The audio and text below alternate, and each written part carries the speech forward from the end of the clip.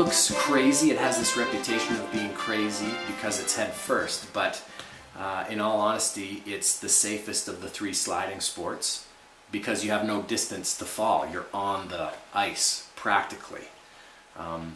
A luge has edges to it, and if you skid a luge, at some point the edges are going to catch, and then you're just going to fly off in whatever direction your runners are pointed. The skeleton, you don't have the same control, so it makes it a more subtle sport, but it also makes it a safer sport for that reason. So it's not, you know, there are plenty of sports that I wouldn't do on a bet. So yeah, I always feel like I'm disappointing people to tell them that skeleton isn't as crazy as it looks, but it's really not that bad. It's difficult for me to convey what that was like, obviously. I went to 2 Olympics, and the ones previous was Salt Lake City, where there were an incredible number of people at that event. It was very similar to Whistler in that sense. There were tens of thousands of people at the hill that day watching it. And then to go to Torino, it was very different. There was only a few thousand people who had made, you know, so far out of the way to get up there.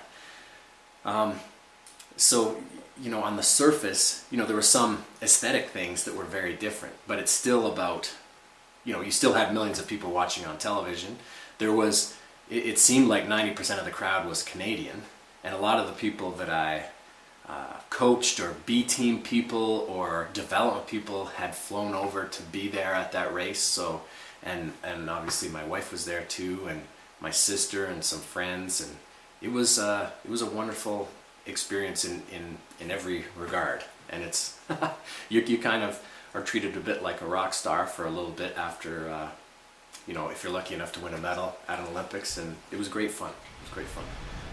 One thing that I try to instill in the people that I coach is that it's really a game about feel for the ice, feel for, you know, knowing yourself, knowing, you know, you got a little tickle in your throat. Okay, well, do I have a cold coming on? What do I have to do to make sure that that doesn't happen, or to lessen those effects?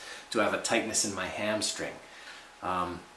Feel when you're on the sled itself, and sometimes a sled will go a little bit sideways and start to skid, and it's almost imperceptible, but that, having that feel and where the pressure is in a corner, really makes the difference in that in the sport of skeleton.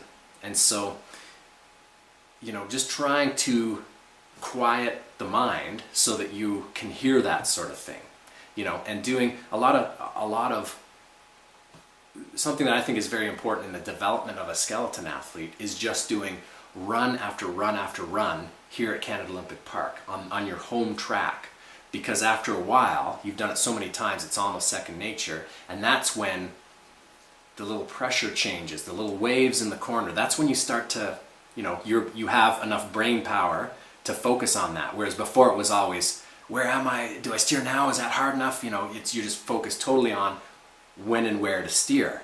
And when you've done it so many times, then you start to get the feel, and that's so key. So that's one of the things that is really important for skeleton, that's kind of hard to teach, but you sort of try and create an environment in which they start to hear those cues, and they start to listen to different senses in their body, that, you know, not just what it looks like coming to the exit of a corner, but what the pressure feels like and what the track is telling.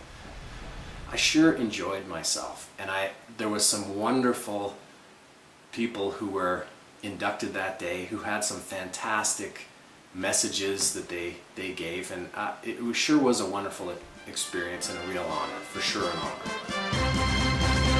honor.